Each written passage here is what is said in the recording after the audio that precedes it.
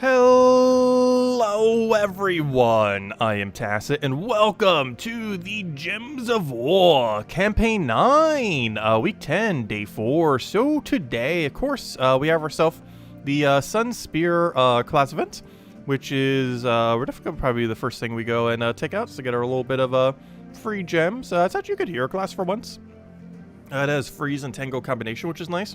It also has Perpetual Red Storm off of Final Trait here, which is pretty much the main reason it's ever used. Like 90% of the time is probably the reason you're using it, with the rest being the fact that it has Freeze and Tango at the start. But there's some others that can, already kind of do somewhat similar, so you're normally using it for Perpetual Red Storm if you're bothering to bring it out.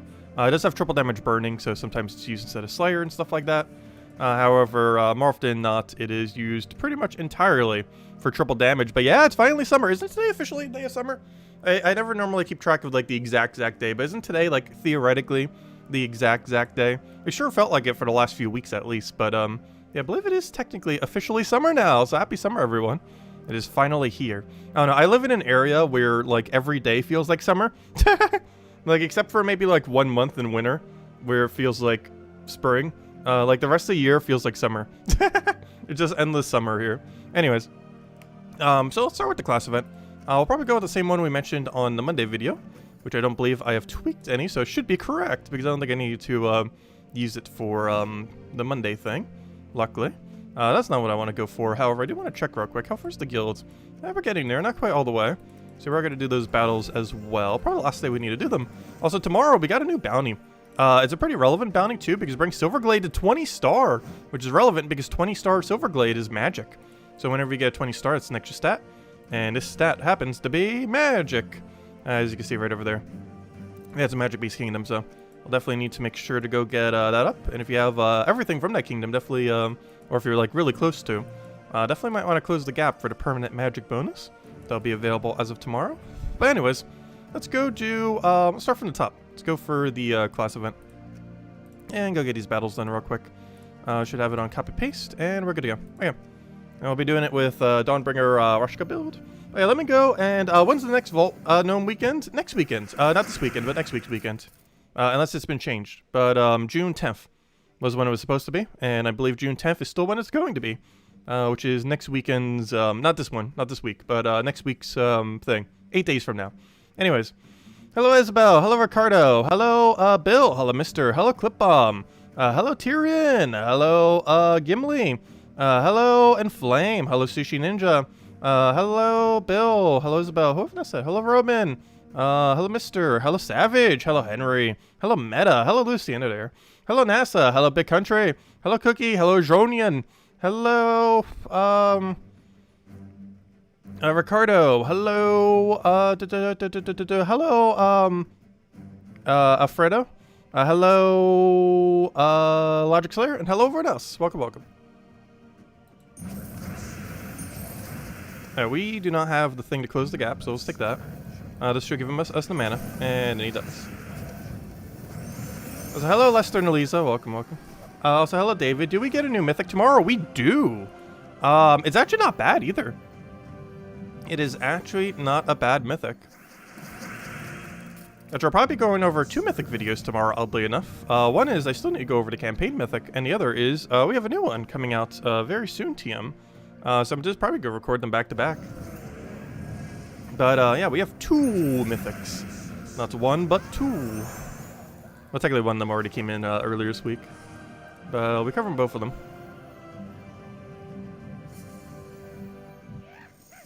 The one you get tomorrow is King of Wildfolk, or whatever his name is. That's completely not his name.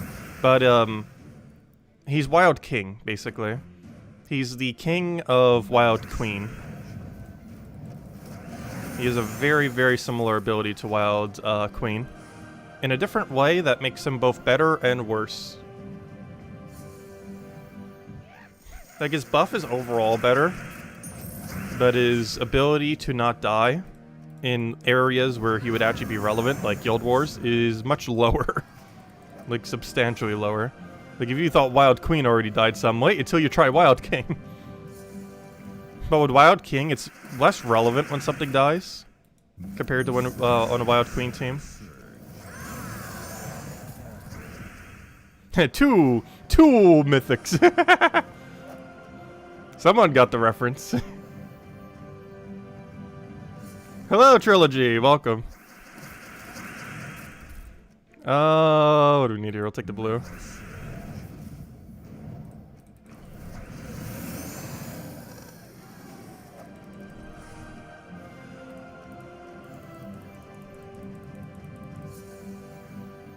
Did they give a reason for why they skipped the cancer thingy? I have no clue. There were a couple of their mythics that they were doing related based on the Zodiac. I'm pretty sure we'll eventually get all of them. Technically, isn't Scorpio where it's supposed to be? Or are they actually going to be releasing one that's called Scorpio? Because that actually would be cool if we actually have literally a mythic for every single one of the 12 Zodiac things. Because how many do we have now? Assuming you don't count Scorpius as one. Isn't it just one? Isn't Gemini the only one? I'm pretty sure it is. Unless I'm forgetting one. I always keep forgetting what all the Zodiacs are called, but isn't that the only one that has the exact name of the Zodiac? Because they still have 11 to go, so it's probably going to take a while. They're not going to do them all at once, probably. It's going to be slowly over time. Oh, do we have one called Taurus? Is it a mythic or is it a different rarity troop?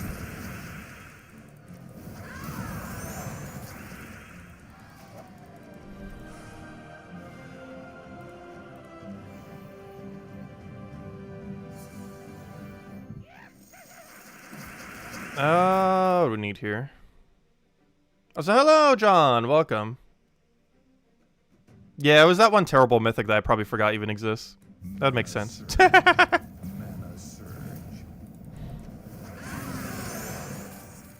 Every single one since February has been a new one until this month.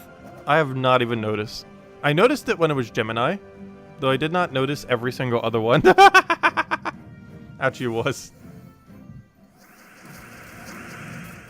That is how well I know my Zodiac. Completely forgot.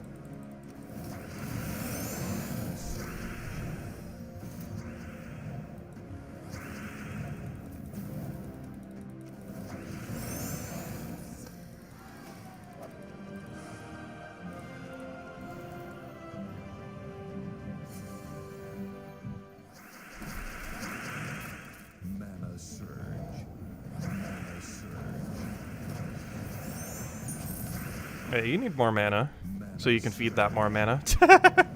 Your existence is to feed the other thing more mana and nothing else, even though you technically do damage. Oh, so we have these things. They're mostly here for Water Link. They're not actually here to cast, unless we really need a cleanup option.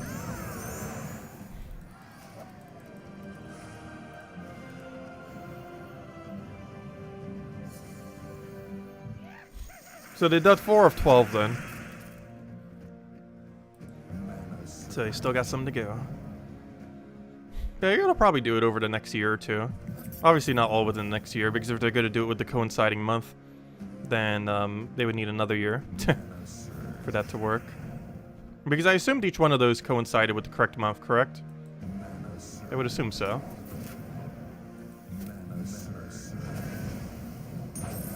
So it's gonna take at least another year then for them to cycle them all. Assuming they actually want them to coincide with the correct month.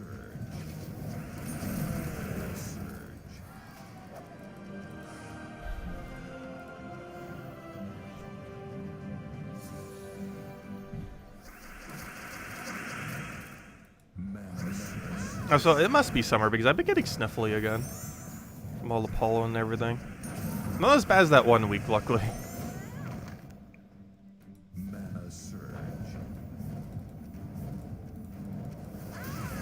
Hey, you would never assume they do things correctly. True. Very true.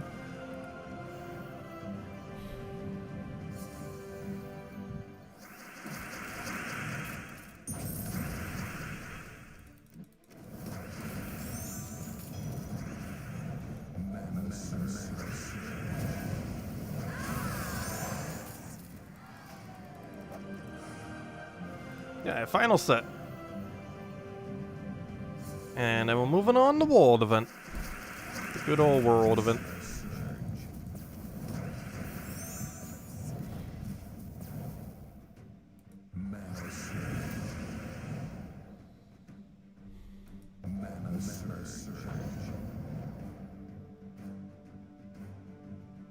The other one changed the spelling a little bit. Maybe Scorpius is a Scorpio one then. Maybe that's also why I didn't notice it, because it's the only one that's actually exact. Because I didn't notice it until Gemini. And Gemini supposedly is the only one spelled correctly. Or exactly as is.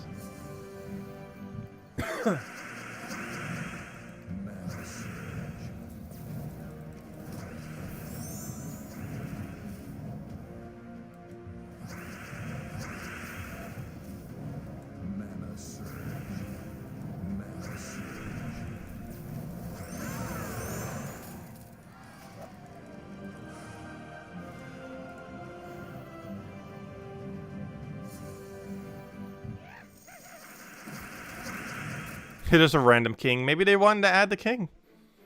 Maybe it was time. He's finally wanting to add the thing.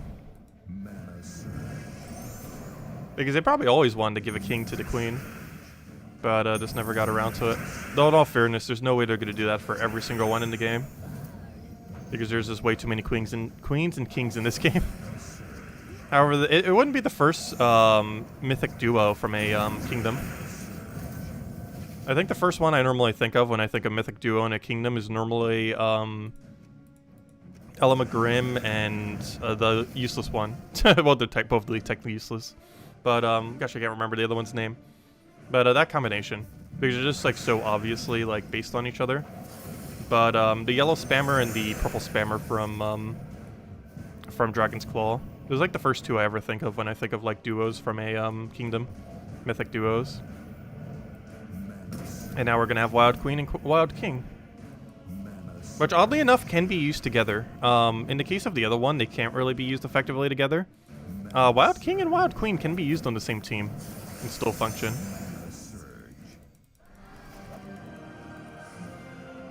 Though you would have to go down the Wild Folk buff route rather than the Elemental.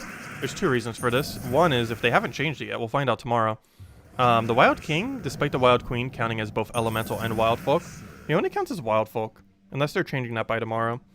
The other thing is, they both have a Wild Folk buff off their final trait.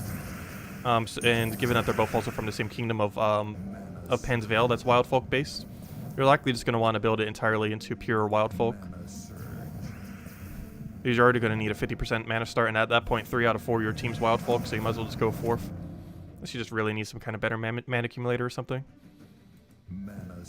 There's definitely going to be at least one build that we do tomorrow that's going to be 4 times Wild Folk, maybe even 2. Because a cheaper variant could probably get away with it as well. The only problem is the 50% mana start Wild Folk troop is a legendary that might be harder to get. Aside from that, you can make a pretty cheap team out of it.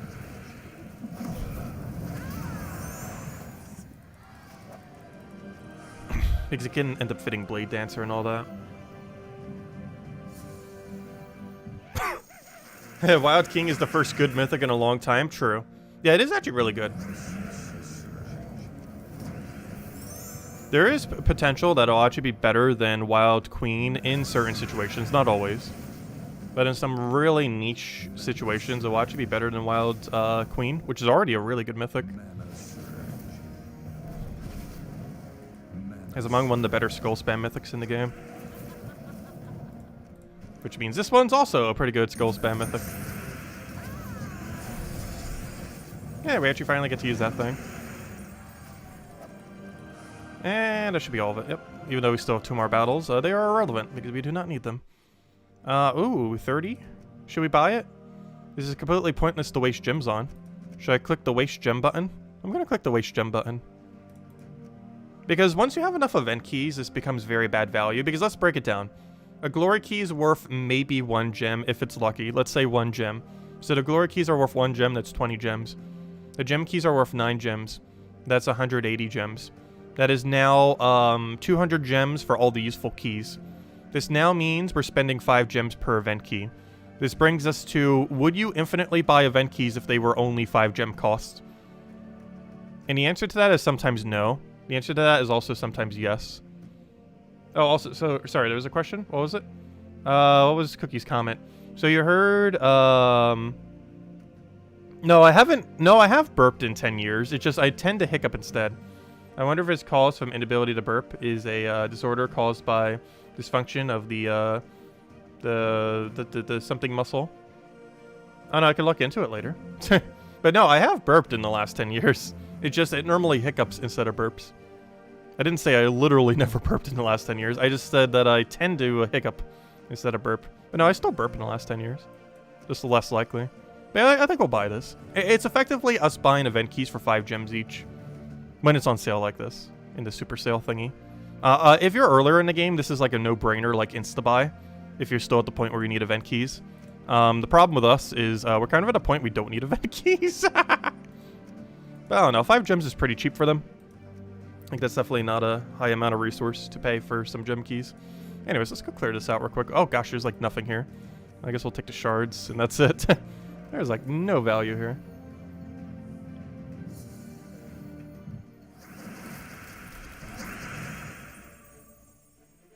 He'll work better because the class can shut Wild Queen's attack drain. Wait, what?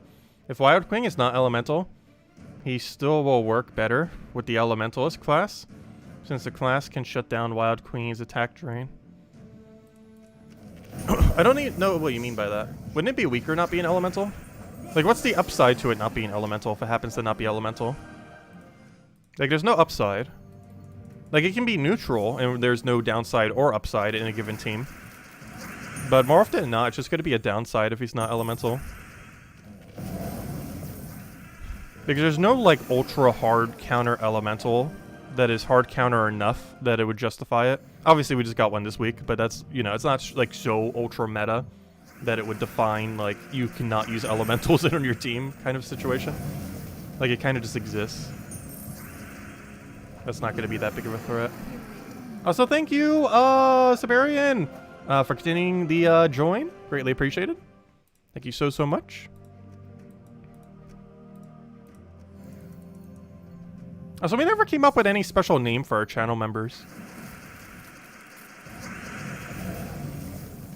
It is greatly appreciated. And I feel like that's something that people always do. I don't really have a proper name for them.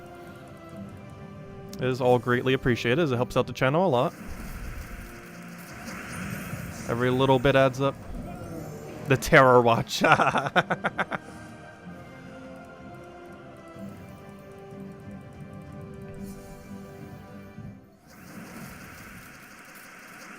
But yeah, since we have enabled a super chat, our revenue has gone up, so thank you everyone. Apparently when it's easier to donate, people are more likely to tip the channel, which is greatly, greatly appreciated.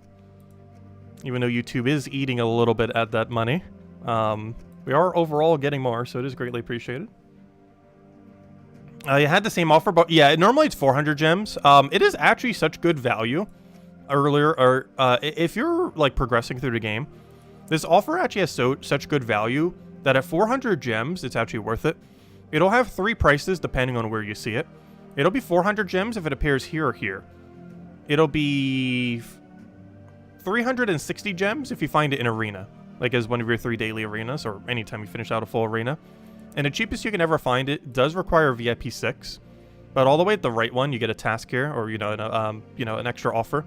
And this offer, when it's a normal offer, is 25% off, and this one's one of the normal offers, which made it 300 gems, but that's why mine was cheaper.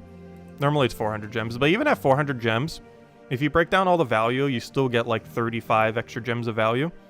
So it is actually still worth it even at 400, if you're still progressing through the game. Like if you have a few thousand and you're still trying to get, you still need event keys. Yeah, that would pretty much be the situation. If you have like at least like 3,000 gems, and you still need event keys, I would say it is always worth buying this, regardless of what price tag is on it. Specifically this one.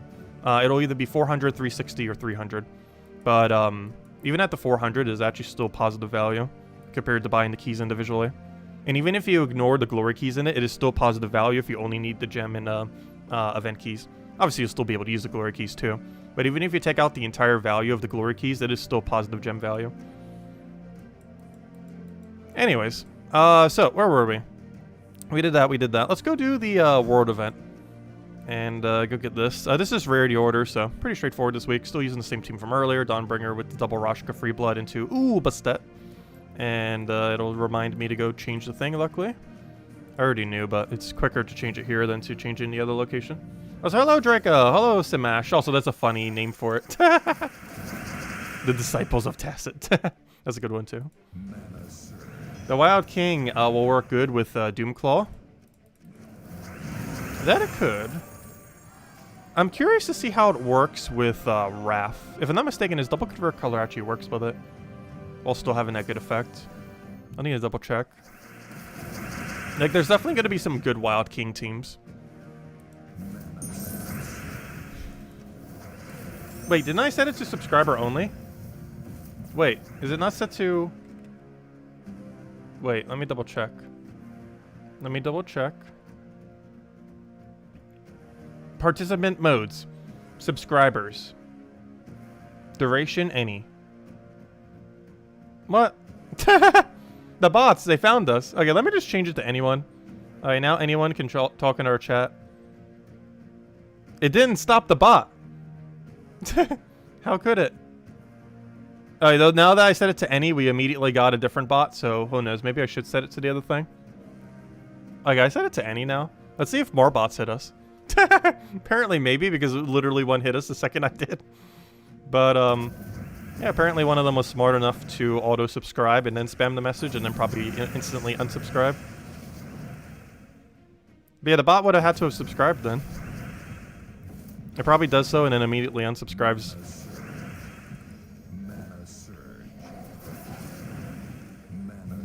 The bots, they're learning.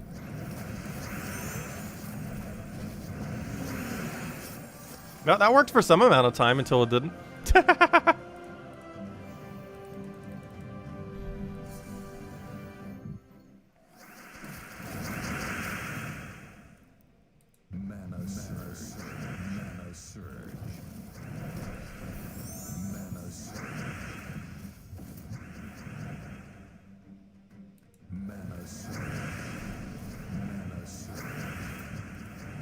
And they're becoming sentient.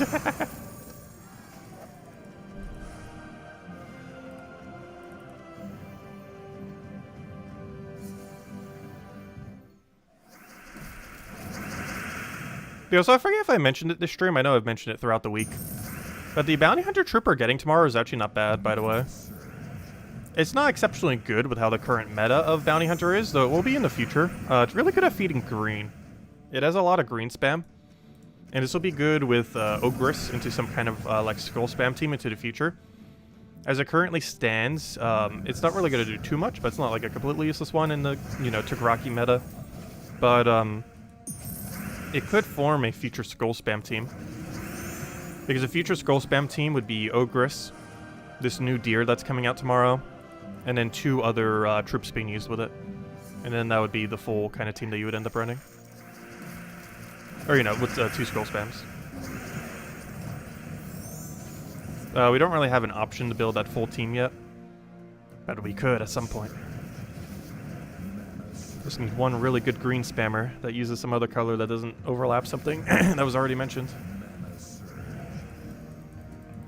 Something like a green-red Skull spammer or something. The Sparkinator.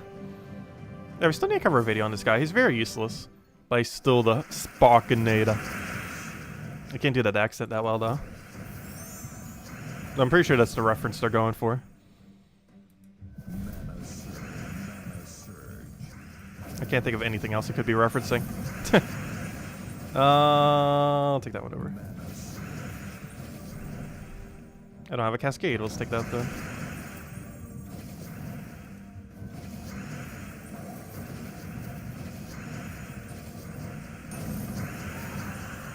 You've been Sparkinated. Is that one of his lines? I've actually never seen Terminator. Is that actually one of his lines? That you've been, Oh yeah, duh, you've been terminated, duh. Yeah, I guess that would be one of his lines, wouldn't it? That would definitely be a Terminator's line, wouldn't it? That you would be terminated.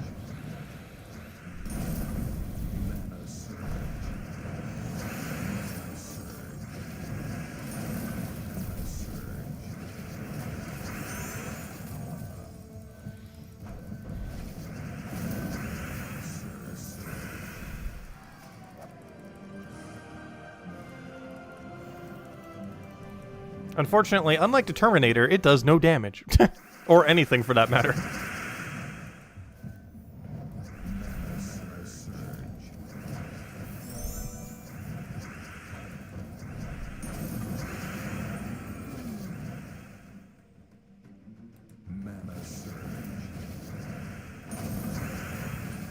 Hello, Genki! Welcome, welcome.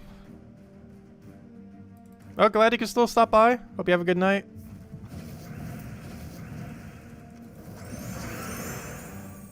How would you improve Sparkinator to be viable? Change his final trait for something that boosts ratios off of armor.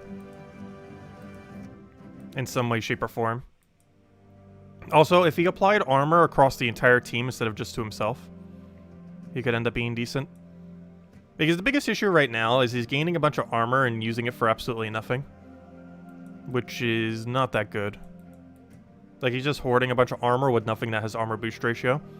So he would either need to have a more effective way of distributing his armor, like exactly everything he currently has that gains armor right now, distribute it to the entire team instead of just to himself. Or the other alternative would be to actually give him something that armor boost ratios. Kind of like how Tina 9000 has one of those, and one of the reasons why it's actually really good.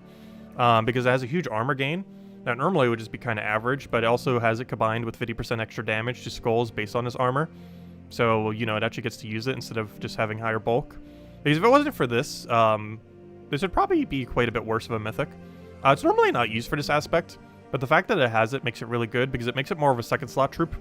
Because normally the way the Tina 9000 gets used is as a spell tank. It's the tankiest troop currently within the game, effectively, for spell reduction, assuming they're physical damage, spell damage, because it has that combined with a large armor gain. So it does that pretty well, while also having a really solid ability that can normally one-shot in PvP-related situations if it double-taps the same unit, because it's normally hitting for at least like a 60, 70 something, and it's normally enough to kill most things around the PvP bracket, and it normally doesn't get one-shotted by spells, and the reason for it in second slot is it's likely had the time to cast its ability at least once, if not multiple times, by the time your first slot dies. And by then, you get to utilize your armor to basically one-shot or two-shot the enemy with skulls. So it ends up working out to be really well. Sparkinator has, like, done those aspects. It has no, like, poke damage to kind of, like, secure some kill. Its mana accumulation is ultra inconsistent. Its armor gain isn't even a lot, and it only gives it to itself. It does not distribute any to allies. And it has nothing to boost ratio off the armor, all the armor it gains, which leaves it in a really weird situation that makes it pretty useless. Okay, so did we do all the things? I think we did all the things. Let's go hand out the code. I believe we have done all the things that can be thinged today, as far as dailies are concerned, other than Underworld, but I normally don't bother with Underworld. But there we go. Anyways, let's go say hi to Explore 12. I almost said Merlantis. Sword's Edge. But before I do, let me go hand out a code. Because it's be code time. Also, I need to go update my code soon. I have 50 more, but I only have one left in my thing. Or I should say 2 left. After this one left. So I actually have 50 left, so technically I have 51 left. However, I don't have them in there, so I need to go do that tomorrow night. Or even later tonight before I forget. Not gonna do it literally right now, though. Discord will take too long to load. It would take a minute to load. But let me go get you guys this. Yeah, there you guys go. There's the redeem code. Use on gemsofwar.com if these... Oh, gosh. 1 second. My throat. You guys know how to use it by now. Hey, it says rock. That's a funny way to spell rock. The current redeem code says ROQCKK. So it's rock.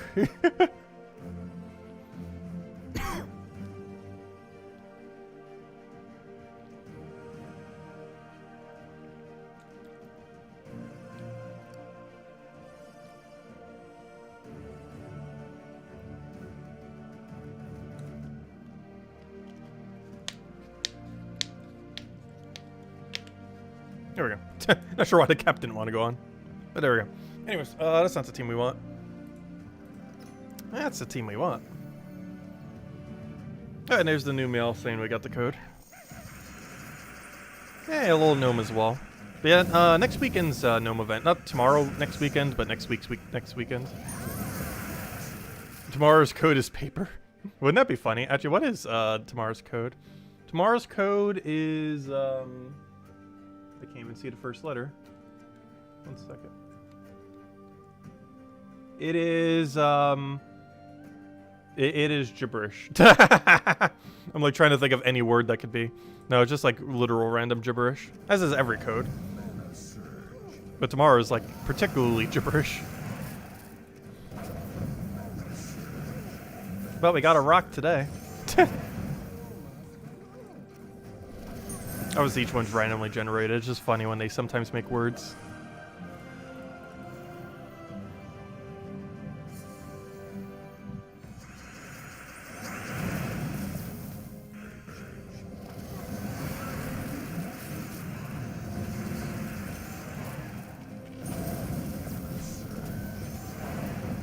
Oh, does code...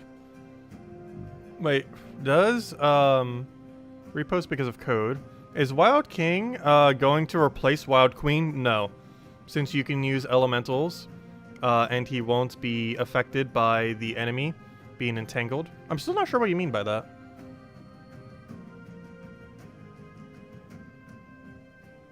Because him not being an elemental is a downside. Though him not being affected by entangle could be somewhat beneficial.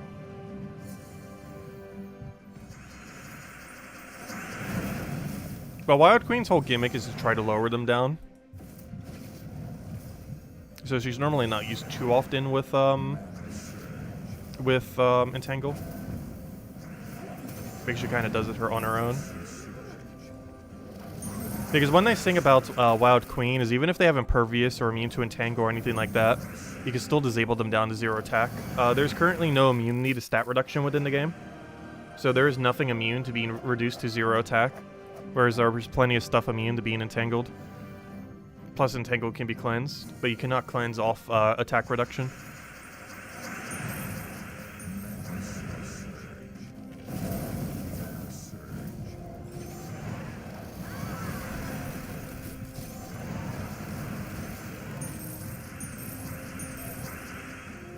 Hello, Andrew. Welcome, welcome.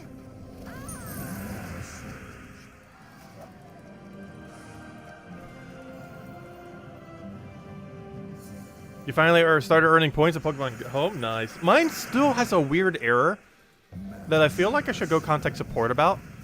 Because they did a patch that fixed something that was like an error when they did the 2.0 update. And mine still has a different error. And I'm not sure they're even aware of it. And it's actually prevented me from even using it for like the last month. But hopefully they fix that soon. Otherwise, I'm sending a support ticket to them. Because I literally been paying for it for a month. I can't use it. Not like it costs that much per month. It's like, what, if you break it down, I think it's like $1 and something cents per month. But still. Which makes me almost not even want to contact support because it's such a minuscule amount of money. that I'd literally be complaining over almost like $1. But still.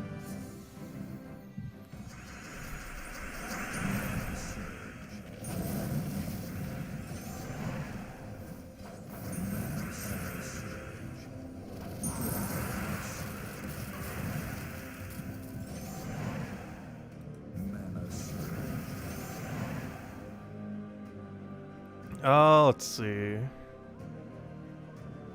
We'll take that one over. If nothing else, they better have it situated by the time next generation comes out. But then again, Pokemon Home compatibility normally doesn't come until a few months after a new version comes out. Kind of like how Arceus didn't get it till like, what, 4 months after the fact. But I think it's normally closer to 3 months. It just took them a bit longer.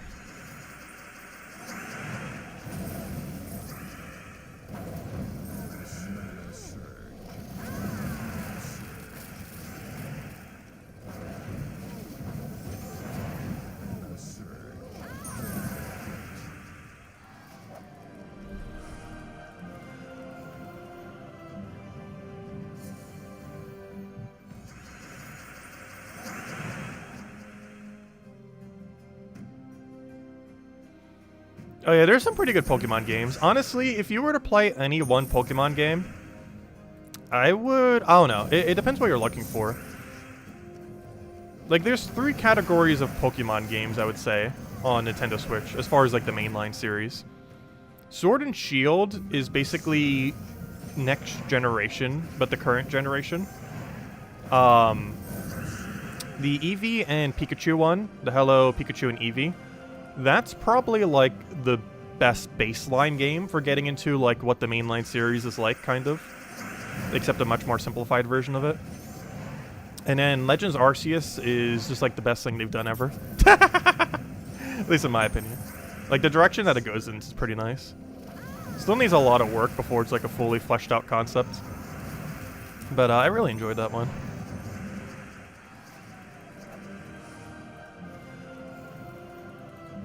Because Gen 9 is going to be a lot closer to Sword and Shield than it will be to Pokemon Legends Arceus. Oh, so they dropped a trailer for that the other day, Scarlet and Violet. It didn't really show much, though. It showed a few of the Pokemon and 2 new Legends, which look really, really cool.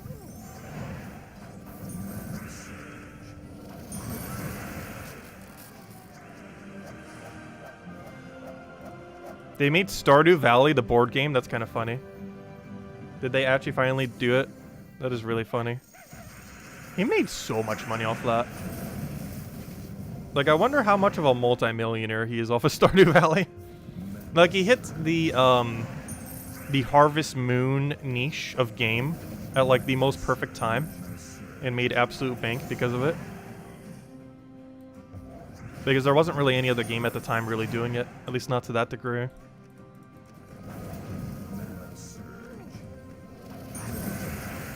And then it just got absurdly popular.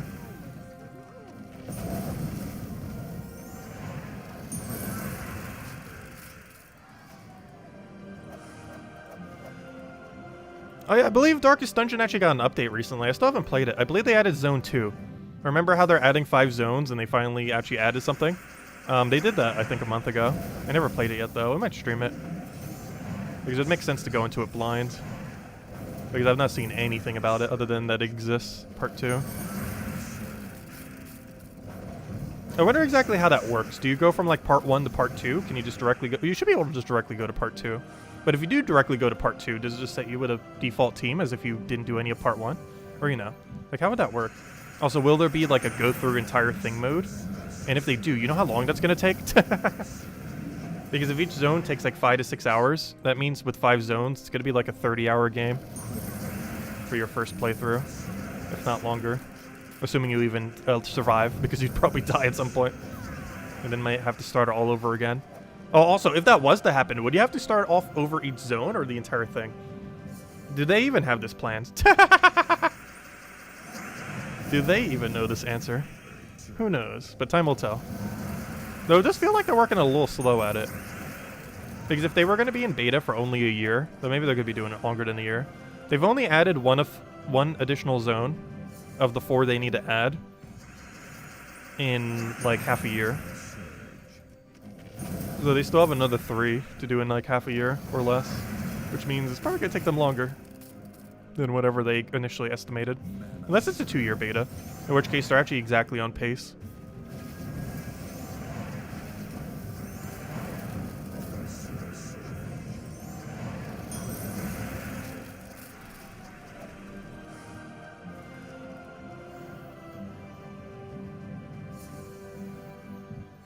Oh yeah, Lechonk is a really funny name. I also really like how the one professor for Scarlet is literally just the Chad. Like the meme Chad, the one that's like the perfect male body or whatever it is. Like the Chad face meme. Like he literally has the exact same face. Just in a Pokemon style. I found that really funny. I think they're really appealing to the younger generation. So they're trying to throw in as much of that kind of stuff as they possibly can. Trying to get all that Gen Z. Because that's their kid demographic now, basically, at this point, is Gen Z. So now the game has been Gen Z'd. Like, literally every aspect of it about it. It's actually kind of funny. There's a lot of subtle things, like, everywhere in the game related to it. Just even from that trailer.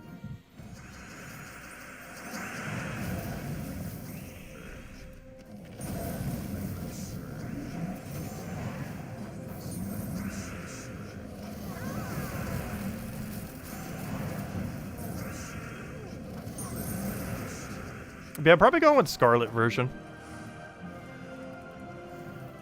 I like the Professor design more as well as the Legend design. Because it actually does have version-specific Professors now. Because it's based on like future and past. Scarlet's the past and Crimson is the past. Or sorry, I'm going for Crimson version.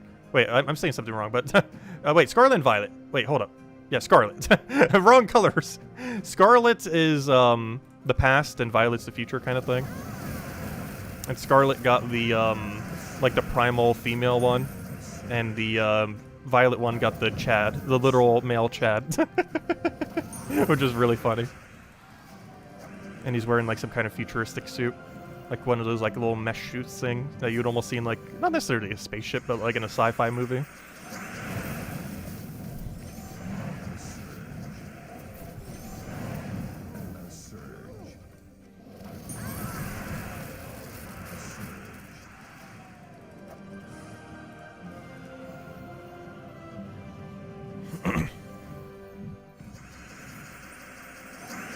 It's gonna evolve into Big Chongus. I thought it would evolve into something like the Thick. Something like that.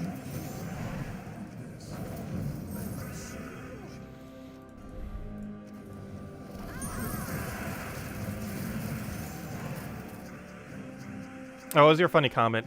You read someone wants Lechonks to evolve into Thick. Oh yeah, I was just saying that. Yeah, it needs to be Thick. What else would they evolve it into it? Unless it's going to be the Lechonkier, and Lechonkiest. Because Lechonkiest would be really funny for a third evolution.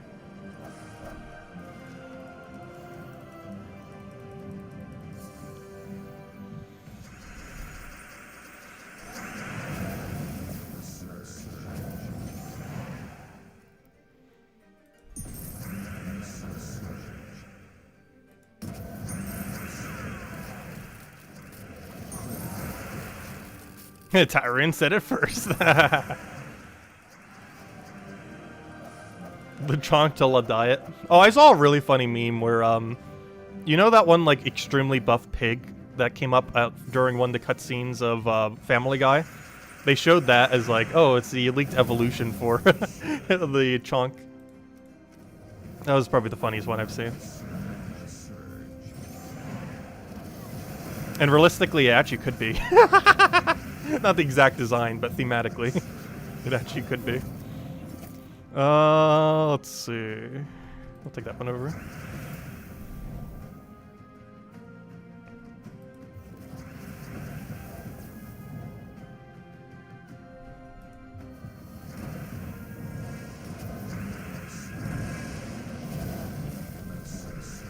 But I'm pretty hyped for next generation. I'm kind of sad that it's not going to be like Legends Arceus 2.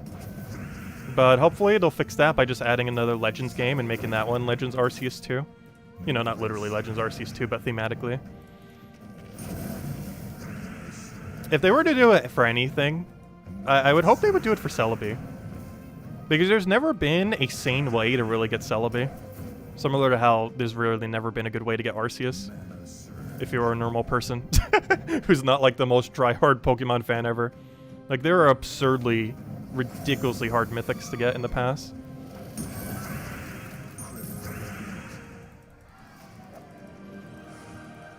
Hey, we got a Mimic.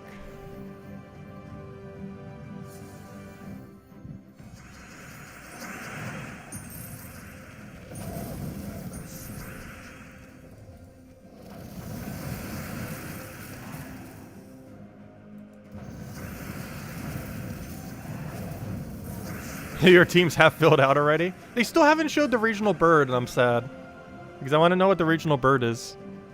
Okay, how many did we get? Oh, only 4. Boo. Well, let's go update the Mimic counter. Not like we're hunting for them anymore, but they still exist. Let me see. Where's our Mimics at? 78. There we go. So we have currently found... hey, we're almost to 100. We're at 89 total Mimics. That means within the next week or two, we should hit 100 total Mimic. We've almost hit the Mimic. Oh, you know what's kind of funny? When's the next Guild War? We might hit 100 Mimics. If we go slower on Mimics, we might hit 100 Mimics on the 100th Guild War, which would be really funny. Do I have the Mythic yet? Yes, we have gotten the Mythic. It's one of the reasons why we don't have to counter up anymore. We got the Mimic at this many. It was at, that many. Put it over there, I guess. But, yeah, 72 times and 11, 5 times. So 81 total. And we're currently at, so what did we get it at? Wait, where did my mimic counter go? Wait, what? It just disappeared on me. Where'd it go? Wait, I'm confused. My mimic counter, where are you? Hello? Hello? What happened to my mimic counter? Wait, I'm super confused.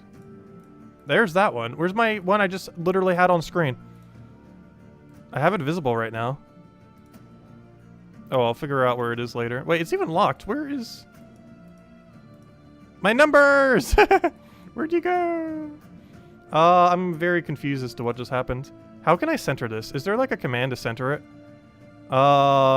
Set color, rename, order, transform,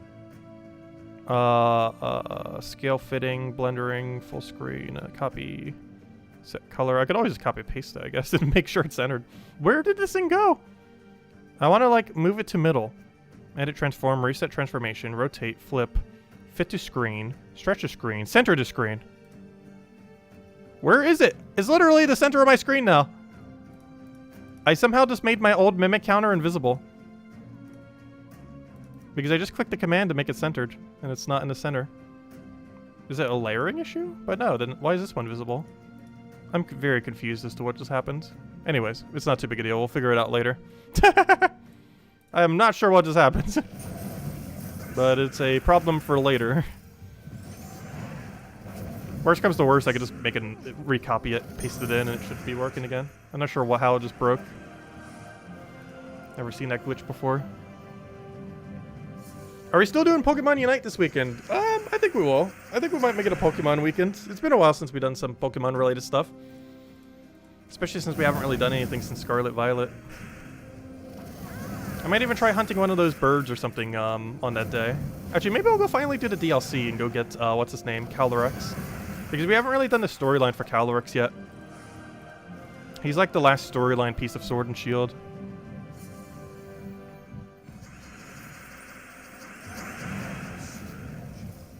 The main reason I haven't is there's a really, really, really weird way I want to catch it. That will take literally an entire 10 to 12 hour stream probably. To catch one Pokemon that would normally under casual means take 30 minutes or less. But we're catching it in a very weird way.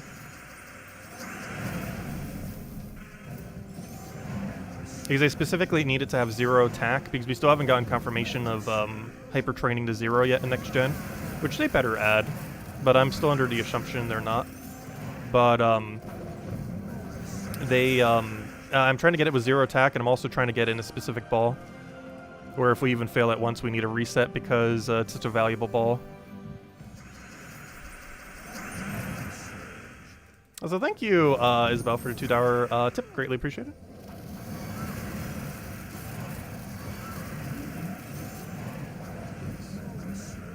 But yeah, you know how long it's been since we streamed Pokemon Unite? It has been half a year. That's how long it's been. It's almost like Fall Guys in that regard. Like, I still play it here and there. But, like both those 2 games, but we have like barely touched them for as far as streams are concerned. Though we will be playing Fall Guys quite a bit later this month. It is relaunching as free-to-play, and we probably will be playing with viewers. Not sure if we'll be able to get a full team, but if anyone wants like a free win, I'm pretty sure I can like auto-win duos and sometimes even trios. I can't like fully carry a squad, but we'll get to that point.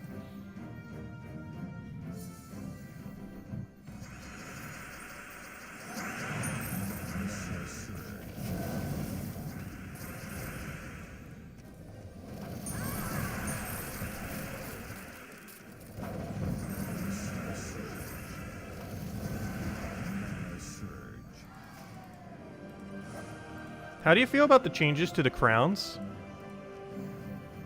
To what crowns? Wait, for Fall Guys? I'm perfectly fine with it.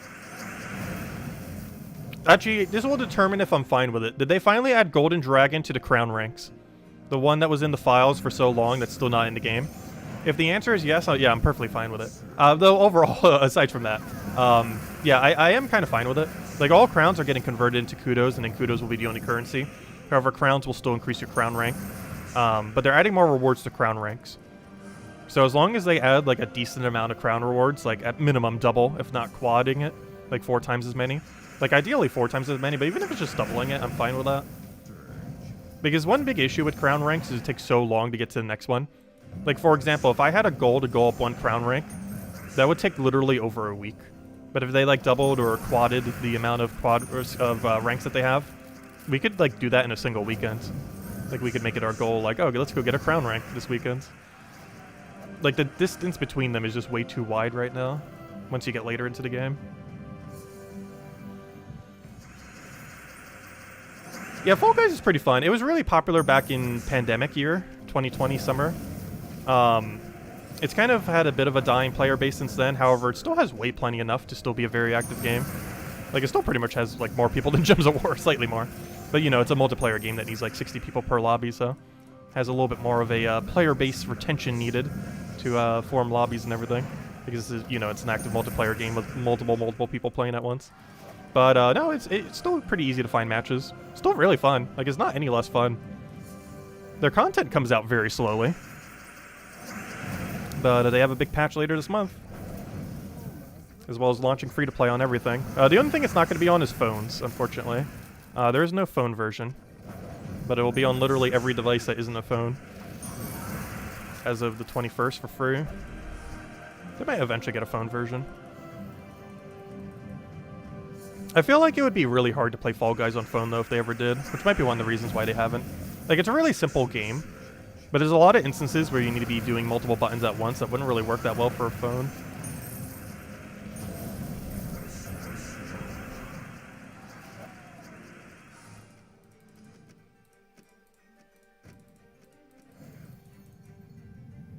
Like, it would be almost like if they tried making Mario Kart function the same way it does in the mainline game as it did on phone.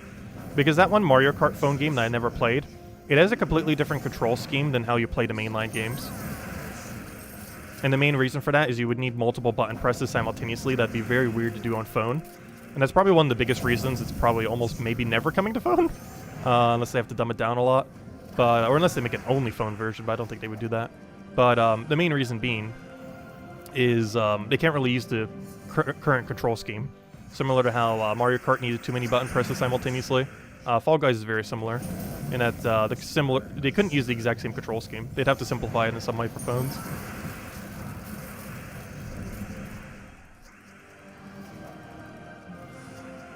And that might make it harder to play on phones. Question, from a returning player, which delve should you do for your daily basis for resources at level 20? City of Thieves should forever be set to level 20 forever. Don't ever let it leave 20. City of Thieves at 20 is ridiculously good. Are you streaming at Fall Guys after it releases on Switch or Xbox? I'm going to try it on Switch just to see how it performs. The only problem with Switch is I believe it's hard capped at 30 FPS instead of whatever on Earth PC is. So there is a chance that performance will be worse on Switch. But initially I will be trying it on Switch. And to see how cross-platform works and all that. However, I will probably switch back over to PC version. After we play it once or a few times on Switch and realize, where are all of our frames? Because when you're playing on something on Switch, but you're also playing against someone else on Switch, like, it's not that big a deal. But when you're playing on Switch and someone else is playing on, like, the best PC to ever exist, like, you're at a severe disadvantage. So generally games like that you would want to play on PC if you can. Though it should be, like it's definitely going to be playable on Switch. But the problem is finals. Final rounds, you could lose just due to using Switch version sometimes. Because most everyone else in your lobby will have double the frames. If you thought people grabbed you from a distance randomly before, wait till you play on Switch.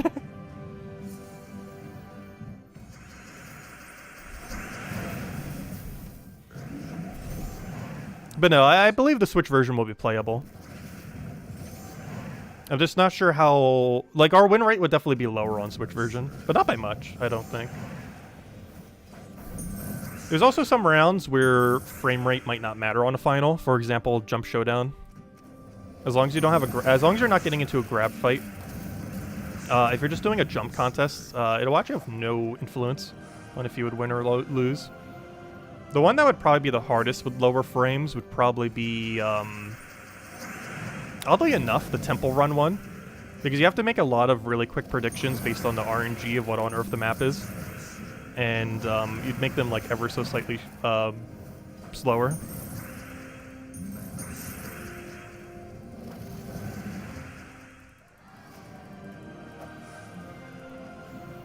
Is it better to farm City of Thieves on 50 than 20 if you still have one shot?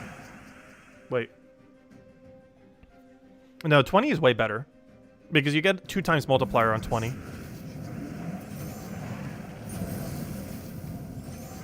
So 20 is definitely better. Oh wait, is it? No. Is it still 1 times? Never mind, it's 1 times multiplier.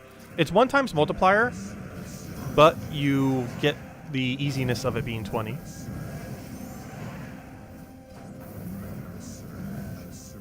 I forgot, my bad. But yeah, it is 1 times multiplier. But the main benefit to it is it's literally just one-shottable on 20. With like pretty much anything.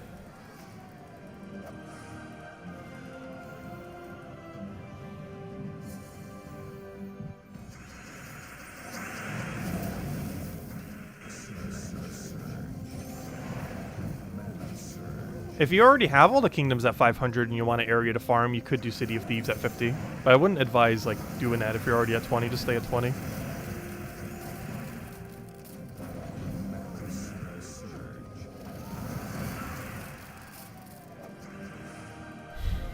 Also, why are we exactly 1 shard short? That's kind of funny.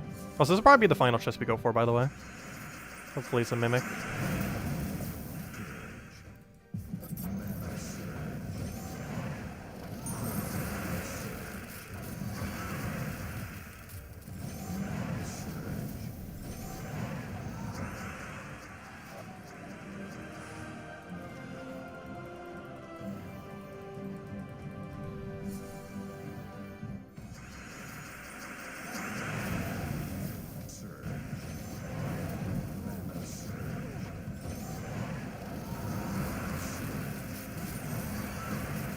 And we need just a little more.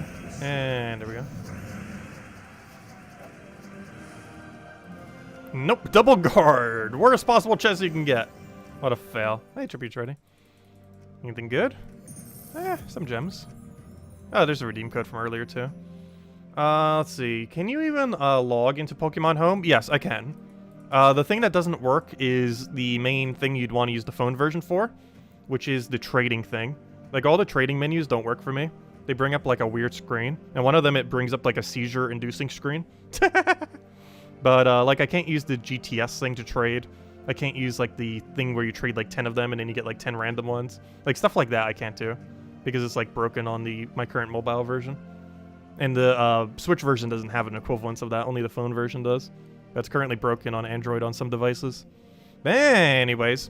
we'll be back tomorrow night, same time as always, 8 p.m. Eastern Standard Time, 1 hour prior to now tomorrow. We'll be going over 2 Mythics tomorrow morning. One being the Terminator one, the Sparkinator, and the other one being the new one coming out, which is in 6 hours from now. Well, we won't be covering in 6 hours, but it's coming out in 6 hours if you want to go get it. So we'll be covering those in the morning, and then tomorrow night's stream we'll be messing with the new Mythic, while also doing Bounty Hunter, mostly Bounty Hunter, but I'll also mess with the new Mythic some. But we'll probably mess with the Mythic first, probably, and then do Bounty Hunter. But yeah, we have Bounty Hunter weekends. It brings 20-star Silverglade, which is pretty cool. That's a Magic Kingdom, so we'll have that. And we'll go from there. Anyways, guys, hope you have a wonderful rest of your week. Catch you guys later. Thanks for stopping by, as always. Greatly appreciated. And goodbye, everyone. Thanks for watching.